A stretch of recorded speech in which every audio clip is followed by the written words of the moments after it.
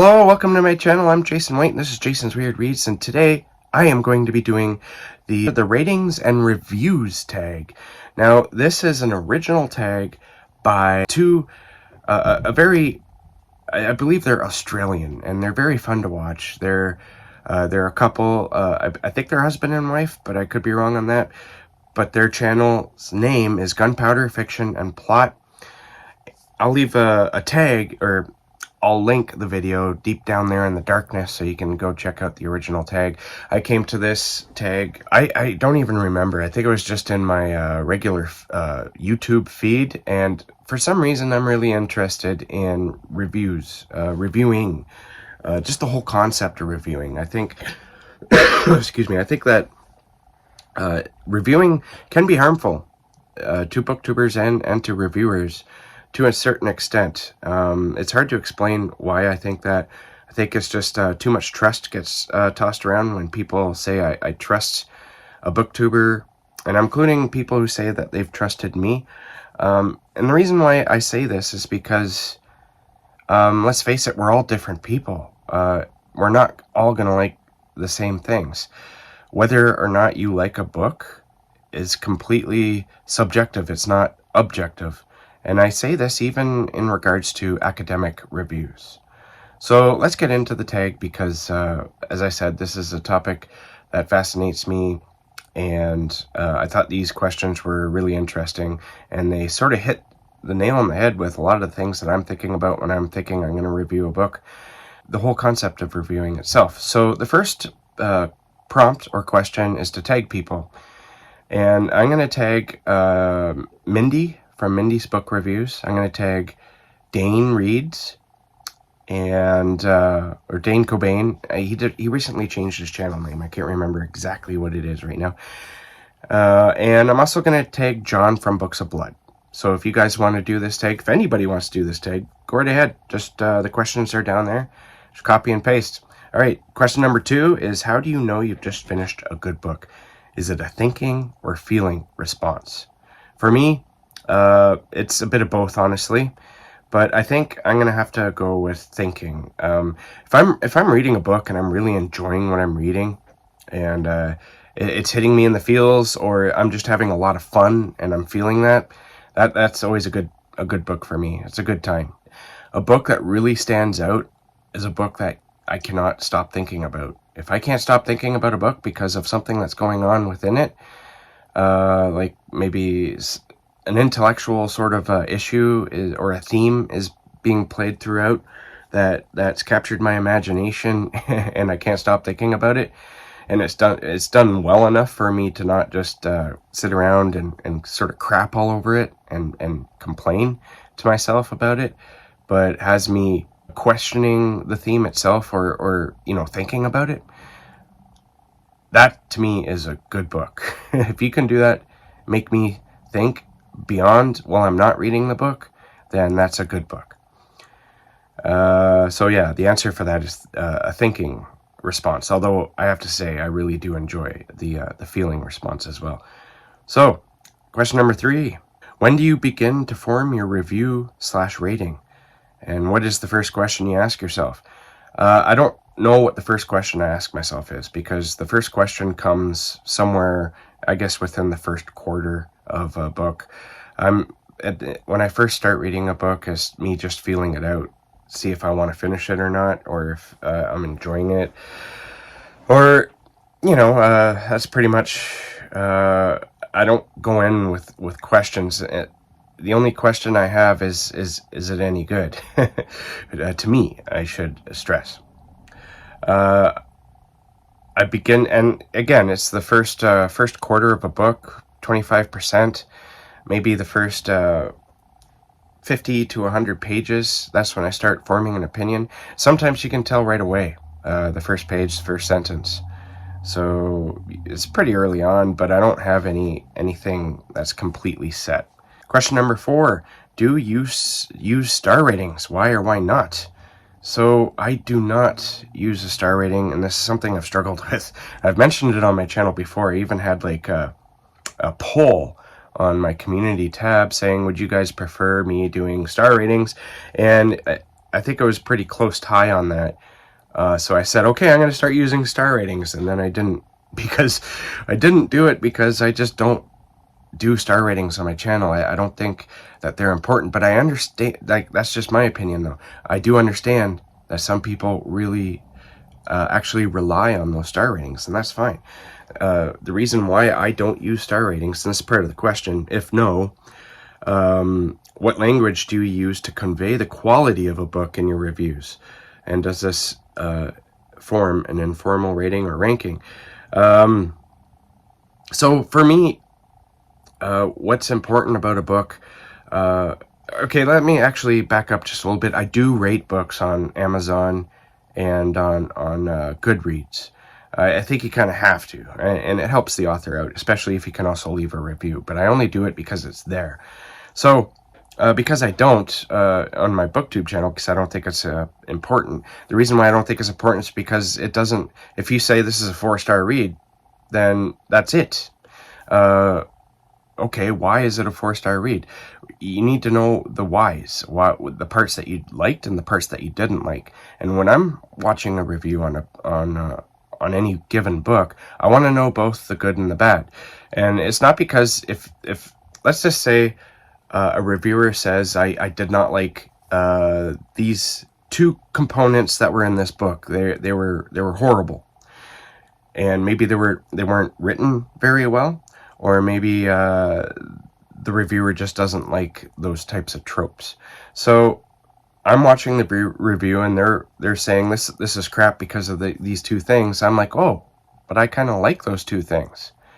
And so that's why it's good to get both the good and the bad out in a review, because you might show the person who's watching the review something that either they will like or will not like, because it works in the opposite end.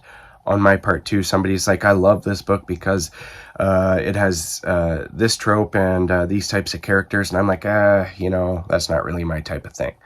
But if they just focused on the negative things, which is stuff I might like, then I might go into the book not knowing all the things that might make it a good reading experience for me, or a negative one. So it's just good to get everything out there that you've noticed in a book, because somebody might resonate with that. Question number 5, do you believe every book has its perfect reader? Does this contradict the idea that a book can be bad? This is a question that I'm really fascinated by, because I've read, there was an author who was really big, a horror author, I'm not going to say any names, who was really big on Facebook.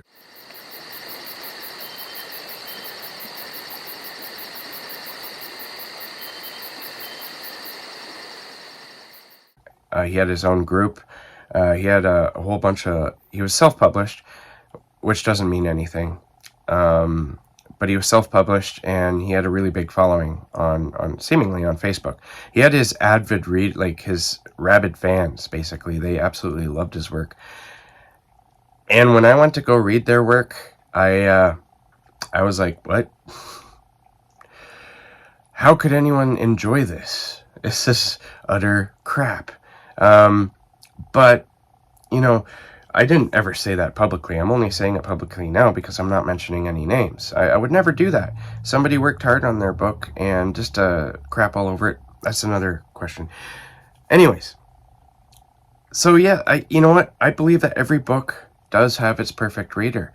If you write a really horrible book and publish it, you're probably going to find somebody who likes it, so long as people read it. It's hard to get readers. That's one thing. But let's just say it does find a wide audience. The majority of the people, I think, are going to say this is a really bad book. I don't know how anyone read this. But you are going to find people who are like, well, it was pretty good. I liked it. And that's fine. That's exactly the reason why I say you should never put complete trust into one reviewer. And the reason why I say that is because reading is a completely subjective, your opinion is completely subjective, and our opinions are they're gonna bump heads every so often. There's some booktubers that I follow really closely to.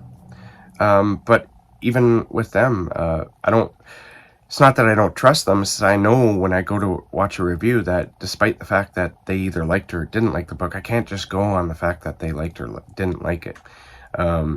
Like I said with a previous question, what it comes down to is the contents of the book and how well your opinion is of it, of having been written. And that goes to this question, the idea that a book can be bad. Yes, books can be bad, but not completely, because somebody somewhere found value in that bad book. All right, question number 6. What's a book that you hated? What book that you hated have you recommended? I don't think I've ever recommended a book that I hated. I know I've recommended some books that I didn't particularly like. I have recommended Rotters by Danielle Krauss, and the only reason I didn't like that book, I liked the beginning of it a lot, but then it just went south for me, like really bad. But that's just my opinion. I did see value in how other people would like it, so I did do like a top 10 video where I added, because I do a lot of top 10 videos if you haven't noticed. But yeah, I did do a top 10 video where I recommended Rotters because I saw how other people would enjoy that book. As I said, I didn't completely hate that book, though. I really enjoyed the beginning. I just didn't like how it panned out, and I didn't like it from perhaps the 30% mark onwards. I know that there's at least one more book that I've recommended that I didn't like, but I don't think I've ever recommended a book that I absolutely hated or felt was a trash book. But like I said, all books have at least a little bit of merit in that all books, even the bad ones, will have an audience somewhere. Question number 7. What makes a good book? What makes a book good, bad, or great by your evaluation? So my opinion, really, I really enjoy strong characterizations. I'm more of a character-driven than plot-driven reader. Although there's nothing wrong with reading a strongly plotted novel. I do enjoy those as well. But I really enjoy reading character-driven, character study type books that delve into real people, not like a Mary Sue or, I guess, the typical, hero that can't be marred in any way. I like great characters. And also, honestly, it comes down to the writing too. I've joked around and I've called myself a prose snob before. I do enjoy really good poetic prose, but I also enjoy just regular, easy to digest prose as well. My biggest thing when it comes to prose is just that it's written well, and there's little to no passive sentence structures, because then my mind will start to wander. And if my mind starts to wander, I'm not going to enjoy the book. So those are the two things, good, strong character studies and well written. When evaluating the quality of a book, this is question number 8, by the way. When evaluating the quality of a book, do you have specific criteria or aspects of the book, such as character development, that you consider?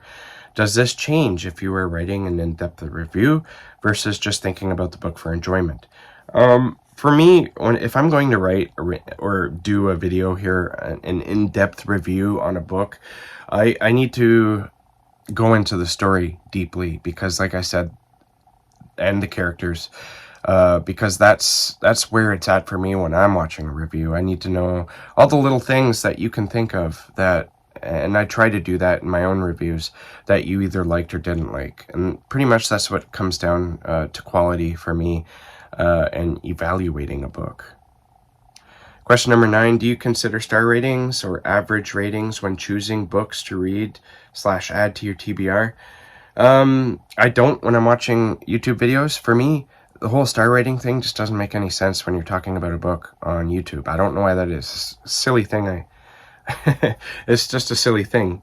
And it's silly for me because I do consider them when I'm checking out Goodreads reviews or Amazon reviews on a book that I'm thinking about reading. I don't consider them like hardcore. I used to. It's like, oh, this book only has like a 3-star rating average. That's, I don't know about that. That used to be the way it was for me. Now I'm just like, oh, I wonder, like, because I have read some books without checking out the reviews first. And then after reading the book, I go check it out on Goodreads, and I see that it has like a really low average star rating, and I read some of the reviews, and I'm like, I did not have this terrible experience that everyone else had. I really enjoyed this book. So sometimes my opinion like differs way far from other people, and again, that's fine. I think everyone has this experience, so I don't think you should, but I think it's more, honestly, it's a fun thing to do. When I'm checking out books that I really want to read, it's fun to see what the average star rating is. For me anyways, it's fun. And to go through the reviews and see what people enjoyed or didn't enjoy. I don't know why that's fun. It's the same thing with going and watching people review books on booktube. It's just fun to see what people think about a book either you've read or didn't read. All right, 10. Who on booktube does reliable and interesting reviews on books that you know you can use to decide if a book is for you or not? What makes their reviews so good? There's quite a few, but I'm only going to mention one here, and that's Rachel from Shades of Orange. Actually, Merce, too, from Harpies in the Trees. Mindy from, I know I said it. I only said only one because my mind was blanking. Now all the names are rolling. Mindy from Mindy's book review, or book journey. Mindy has really interesting opinions too. John from Books of Blood. There's a lot. Dane reads. There's a lot of people that I wouldn't say I rely on or trust necessarily. I only trust them in the way that I know they're going to give me the ideas of what I want in a book or don't want in a book, because they'll go into the review saying what they enjoyed about it, what they didn't enjoy about it, and they won't spoil it too much. They only spoil it as much as they have to. Rachel from Shades of Orange is really good at this, and she, when I'm watching, I can tell, even if she's glowing about a book and she absolutely loved the book that she's reviewing, I can tell from the things that she says in the review that I might not like the book, for example. Like, this has happened more than once. She's going on about a book that she loved, and she's praising it, and I'm like, it doesn't really sound like my type of thing. And likewise, and this goes with everyone, actually, they'll be saying that they didn't like this book, and this is why, and I'll be like, but that sounds awesome to me. And that's the whole thing that fascinates me about reviews on BookTube or reading them online, is that just because you hated this book doesn't mean that it's bad. And I think most reviewers know that. Most reviewers come away from a book that they hated realizing that other people enjoyed it, and that their opinion isn't the only opinion. All right, final question. Does those booktubers use different language than you to evaluate and review the overall quality of a book? I don't know. I try to emulate the people I admire, like Rachel from Shades of Orange, and I fail horribly, but that's okay. One thing I admire about Rachel is that it was what I mentioned before. She's really good at not spoiling a book, but telling you all the things that are in there that you might or might not enjoy, whether she liked it or not. And that's pretty much what I look for when I'm going into a review myself. One thing that annoys me is when somebody is like, this is objectively horrible. This book is objectively the worst thing ever. And you've seen reviews like this. And I've had those feelings myself. I have read books that I felt like the story I was telling earlier about the Facebook horror writer who had his own group and had a fairly big following there, and I went to read one of his books and I just didn't get it. But that was just my opinion, and other people praised this writer's stuff. So it's really down to opinion. Nothing is objective. Even what you would think would be objectively bad is not. So excuse me. This has resulted in like some real spiritual awakenings in my own reality. And that's another reason why I find reviewing books, or any media for that matter, movies, music, fascinating, because of how emotional we become to a certain book or a song or an album. How one person thinks it's the best thing since sliced bread, and another person is like, and I just don't get it. It's horrible. And that's what makes us all different, and that's, I guess, where my fascination lies. So I don't think I came close to expressing my thoughts on reviews and ratings of books. It's something I like to think about, though, every so often, and maybe one day I'll make a video where I can actually intellectually throw out my ideas in a more cohesive, less babbling way.